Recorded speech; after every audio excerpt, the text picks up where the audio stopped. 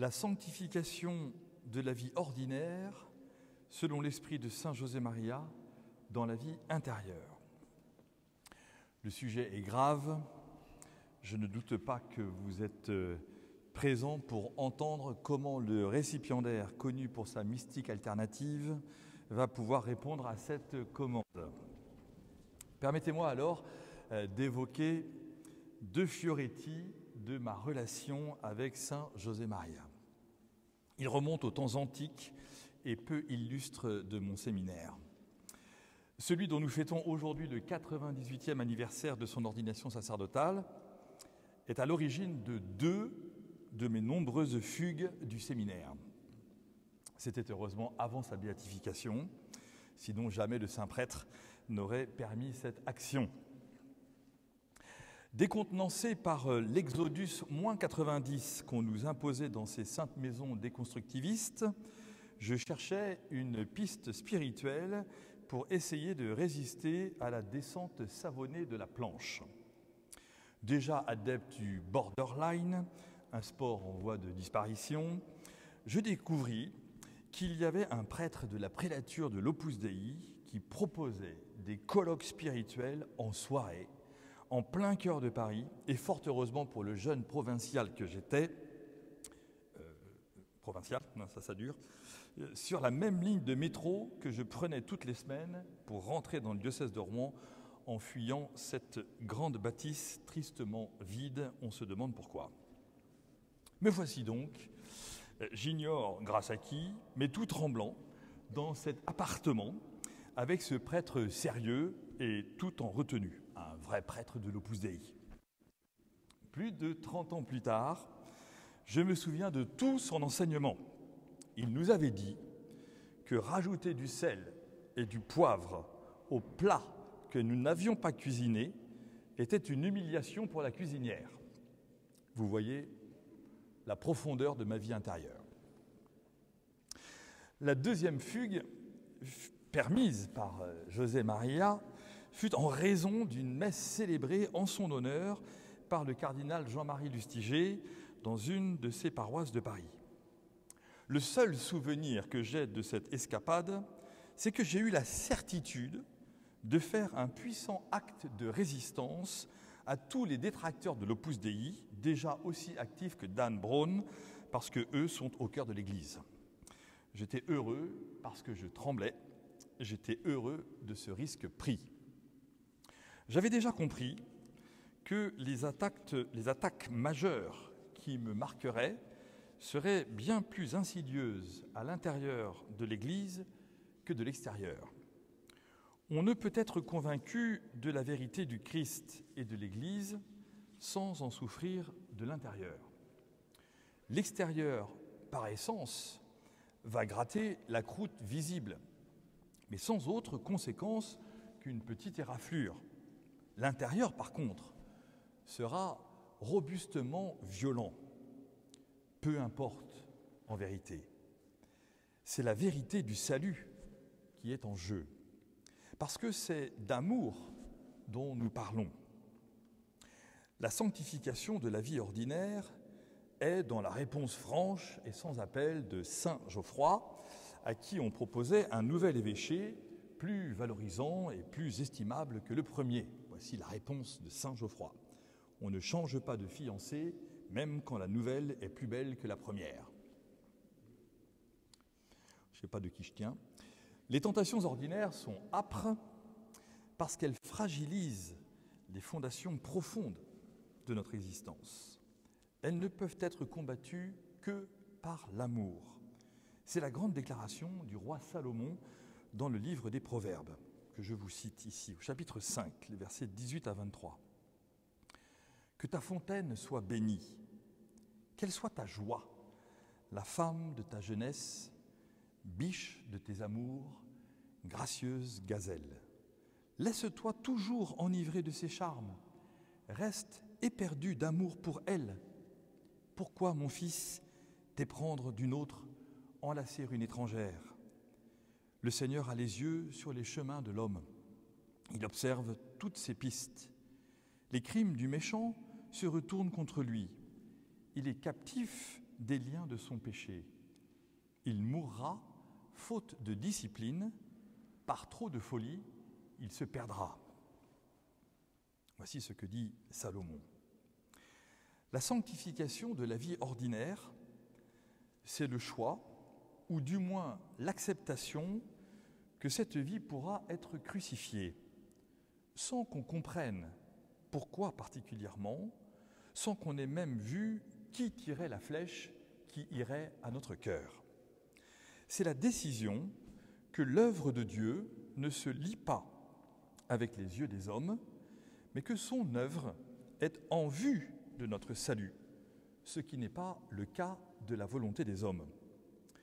Alors, effectivement, nous prions que ta volonté soit faite, en proclamant par là que nous serons soumis à toutes sortes d'épreuves, pâle chemin de croix que le Christ a déjà vécu pour nous en vue de notre rédemption définitive. Mais l'ordinaire sera sanctifié quand nous verrons dans notre propre chair, dans notre propre vie, les auteurs des crucifixions provenant de l'intérieur même, la biche de nos amours. Alors nous déciderons, pleurant et gémissant, de rester éperdus d'amour pour elle. Alors, de l'intérieur de cet amour crucifié, nous participerons au salut de cette gracieuse gazelle. Tel est l'un des enseignements de saint José Maria. Dans la tempête de l'Église, le Christ la maintient. Le Christ est son maître. Le Christ est son sauveur. Alors ma tempête devient notre tempête, tout comme je prie notre Père, et non pas mon Père qui est aux cieux. Il nous maintient. Il est notre maître. Il est notre sauveur. J'aime quand José Maria invite ses auditeurs à prier ainsi. Seigneur, nous ne voulons que te servir, nous ne voulons qu'accomplir nos devoirs personnels et t'aimer comme des amoureux. L'amoureux va se mettre en 4, en 8, en 10 pour enraciner l'amour. Nous, bien souvent, désormais habitués à la culture du consommable, sommes témoins pour nous-mêmes de nos propres relâchements et de nos tristes infidélités. Alors, plutôt que de répondre par l'amour à nos bassesses, nous hurlons au combat, au loup dans la bergerie, à l'attaque spirituelle, à la haine du politique à l'égard du catholique.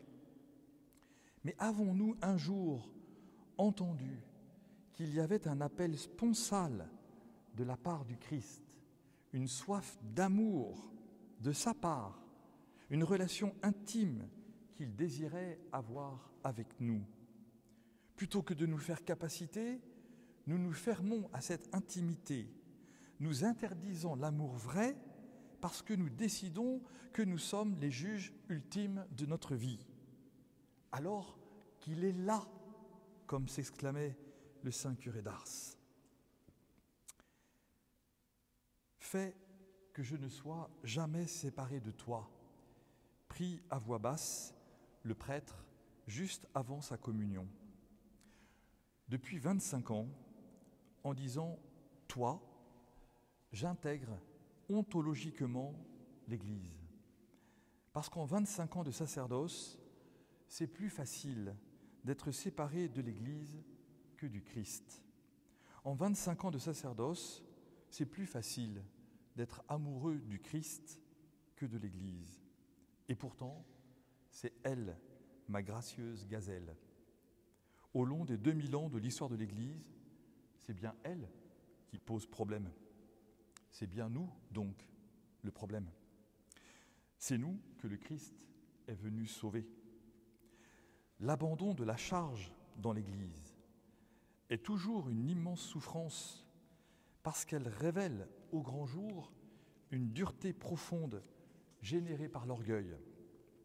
C'est facile de dire que la faute vient du chef, mais le chef de l'Église, c'est le Christ. La vie ordinaire du chrétien est la vie ordinaire de celui qui suit le Christ, son chef. Agir selon le Christ tête est aujourd'hui une thématique rejetée, parce qu'il faut d'abord être le frère et l'ami. Alors quand il s'agit de prendre une décision, souvent, soudain, c'est l'ennemi et le tyran qui arrivent au premier plan. La direction des hommes dans l'Église n'est pas du management d'entreprise. Ce n'est pas de cette formation-là dont ont besoin les chefs de l'Église, ni les chrétiens d'ailleurs en général, sur cette thématique. Ils ont besoin d'embrasser la croix du Christ, le seul qui porte la charge des péchés du monde. Le reste est certes lourd, mais pas au point de s'en détacher, surtout quand celui dont on prononce le nom sans cesse, lui, ne s'est pas détaché de la croix. Toute la lutte, dit José Maria, est là. Toute la lutte est là. Elle en devient, dit-il, joyeuse parce qu'elle nous conforme au Christ. Admettez avec moi que cette réalité spirituelle du lien entre la croix et la joie ne peut être comprise que de l'intérieur de l'Église. N'attendons pas que l'extérieur s'extasie de cette réalité. Si cela ne peut être compris que de l'intérieur, c'est bien parce que le combat est à l'intérieur. Et l'intérieur, dit Jésus, c'est ta chambre, le lieu du jeûne, le lieu de la prière, le lieu de l'aumône. C'est de là que jaillit ta vie ordinaire. Alors tu comprends que toute ta vie est une traversée du désert, un très très long exodus, un carême sans fin. Alors, l'ordinaire de ta vie devient le ring principal et permanent de ta sanctification. Chaque jour, de l'intérieur de ce ring, tu vas recevoir des coups, des uppercuts. Le juge comptera trop vite pour toi et trop lentement pour l'autre. Le public sera payé, les insultes fuseront. Si tu es atteint par ces outrages, c'est que tu n'auras pas fait assez d'exercice dans ta chambre. Tu ne pourras t'en prendre qu'à toi-même. Parce que le problème, ce n'est pas l'adversaire, c'est toi. À ce moment-là, tu découvriras ton orgueil, être monté sur le ring pour faire le mariole et te faire démonter à la première pichenette. Les autres riront bien. Tu n'y pourras rien. Alors, à ce moment-là, pleure, dit José Maria, et reviens à tes amours premières. Retrouve l'élan vers la gracieuse gazelle. Sois humble, dit-il. Retourne dans ta chambre. Mystérieusement, tu retrouveras la joie immédiatement. Tu sauras que tu es dans la vérité dans ce combat contre toi-même. Tu retrouveras l'audace du sacrifice, le courage de l'exercice, la force de l'obéissance.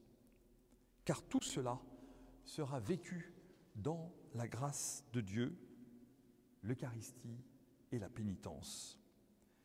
Ces deux sacrements sont les plus en vue aux yeux du monde, donc les plus bafoués par les uns et les plus rejetés par les autres en intérieur. Or, c'est là que tout se joue. La sainteté de l'Église est dans sa foi en la transsubstantiation du pain et du vin et en l'absolution des péchés. C'est la matière que Dieu transforme par des hommes ordonnés à cette mission à partir du travail des hommes et de leurs failles. La haine du travail et le refus de la miséricorde sont au cœur des drames de notre société contemporaine, depuis le temps de Rerum Novarum. L'Église n'est pas exempte de cette situation. Dans la spirale infernale anti-amour de notre temps, on professe désormais l'inverse de sainte Thérèse de l'Enfant Jésus. À la monotonie du sacrifice, je préfère l'extase. Alors que Thérèse disait, à l'extase, je préfère la monotonie du sacrifice. Pourquoi encore s'étonner que des jeunes brillants quittent les fameuses grandes écoles pour rentrer au séminaire ou au monastère? Qui leur a appris dans ces écoles le combat pour vivre la vie quotidienne? Qui leur a dit que les armes étaient intérieures et qu'elles ne se recevaient qu'à genoux devant du pain qui n'est plus du pain et pour entendre « je te pardonne ». Pourquoi leur mentir en professant que leur salaire est le cœur de leur métier? Pourquoi intégrer des entreprises à primes et à congés grassement payés? Pourquoi le travail est-il toujours vu par le prisme de la doctrine marxiste? L'humanité n'a-t-elle pas assez payé à cause de cette doctrine pour maintenant subir une pensée ultra-néolibérale fondée sur le même déni de l'homme? Les derniers affrontements mondiaux sociétaux sans espérance de ces 30 dernières années depuis la chute du mur de Berlin sont la désolante manifestation que l'on se trompe tout à la fois sur l'homme, le travail et bien sûr sur Dieu. La sueur de notre front est la seule réalité de notre vie de travail et d'homme. C'est cette seule réalité se rapprochant un peu des gouttes de sang transpirées par le Seigneur Jésus la veille de sa mort. Communier à la messe, c'est alors saisir la fatigue trinitaire encourue pour notre salut. Se confesser, c'est alors recevoir une force toute intérieure donatrice d'une joie nouvelle. Quelle joie de voir à Rouen ces jeunes participer activement à la messe en semaine et se confesser régulièrement. Ils sont les porteurs invisibles de l'espérance que le monde attend. Ils sont les trésors cachés de ce que le monde cherche. Ils sont le levain dans la pâte qui la fera se lever. Ils rayonnent d'une beauté qui ne vient pas de la gloire de familles prestigieuses ou de diplômes puissants, mais de leur génuflexion devant la croix du Christ. Ils comprennent que sanctifier la vie ordinaire est d'abord reconnaître qu'ils sont eux-mêmes appelés à la sainteté par Dieu. Ils luttent, c'est évident. Cela nous réjouit d'être rejoints dans cette évidence. Le Christ est là, c'est tout aussi évident. Là encore, cette évidence est un don de Dieu, puisqu'il y en a tant autour de nous qui ne le voient pas. Peut-être est-ce à cause de nous? Nous implorons sa miséricorde. Dans le même mouvement de pénitence, nous rendons grâce à Dieu pour son action et sa présence en notre vie, dans notre monde. Nous nous rendons compte qu'il met sur notre chemin des personnes qui vont nous consoler, nous édifier, nous encourager, nous sanctifier, et qu'à notre tour, nous deviendrons des consolateurs, des édificateurs, des entraîneurs et des sanctificateurs. Dieu a décidé de passer par notre œuvre. C'est sa grâce qui agit pour que nous puissions devenir son canal. Ce n'est pas fuir la réalité du monde que d'aller à la messe chaque jour. C'est rendre à Dieu l'adoration véritable en reconnaissant son travail en nous. C'est le laisser travailler, lui, encore et encore, dans le sacrement de l'Eucharistie, en lui présentant nos pauvres hosties, toutes plates et sans saveur, fruits de la terre et du travail des hommes, qui deviendra le pain de la vie. Cette adoration et cette communion nous transforment intérieurement. Elles ne nous rendent pas invincibles face aux hommes, mais nous donnent les ressources nécessaires pour aimer le monde dans lequel nous avons été semés.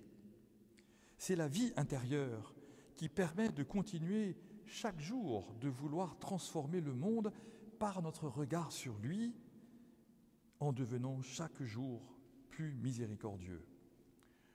Nous devons être très attentifs à cette réalité de la vie spirituelle. Elle révèle un grand risque de haine, étonnamment même spirituelle, à mesure que le monde s'éloigne de Dieu, du Christ et de la rédemption offerte par lui depuis sa croix. Le Christ ne jette ses regards de colère sur les pharisiens uniquement parce qu'il les aime et qu'il veut les sauver. Les chrétiens jettent parfois un regard sur le monde sans espérance de salut. Leur agressivité, leur tout-foulcantisme et leur positionnement arrêté pour tout et surtout sont non seulement des lieux d'exaspération du monde à leur égard, mais surtout et dramatiquement surtout, l'expression d'une aridité spirituelle, d'une sécheresse de cœur non irriguée par l'Eucharistie et la confession. Si à cela, vous ajoutez le manque de dévotion filiale à la Vierge Marie, vous avez le vide abyssal. La proclamation du Christ résonne alors dans une caverne aux parois exécrables. Que sert à l'homme de gagner l'univers s'il vient à perdre son âme ? Voilà pourquoi le Christ nous invite à prier sans cesse. Non pour devenir des contemplatifs, mais pour demeurer sans cesse apostoliques. Nous avons été envoyés au milieu du monde. C'est ce que veut dire apôtre, envoyé. N'activons pas notre renvoi du monde. Choisissons le risque de la confrontation rendue possible par la prière incessante. Chaque jour alors, comme le Christ nous y invite, nous recevrons le pain quotidien. Chaque jour, dans l'ordinaire de notre vie, nous serons sanctifiés par d'autres, par des attitudes et des paroles qui nous bouleverseront et que nous transmettrons à notre tour. Chaque jour, dans la sueur de notre front, la fatigue d'une œuvre a commencé ou recommencé, cette fatigue deviendra participation à notre rédemption, au salut du monde et à la gloire de Dieu. Chaque jour, l'Esprit Saint supplié au pied de notre lit viendra au secours de notre faiblesse. Chaque jour que Dieu fait nous rapprochera de lui, parce que nous aimerons les hommes auprès desquels nous sommes envoyés, avec qui nous vivons, avec qui nous travaillons, pour qui nous souffrons et qui parfois nous font souffrir. Le grain de sel non ajouté nous permettra de comprendre l'évangile du sel de la terre. Et à la résistance, nous opposerons le choix actif de l'amour, toujours pour notre gracieuse gazelle. Tel est notre intérieur. Merci de m'avoir donné la grâce de l'évoquer.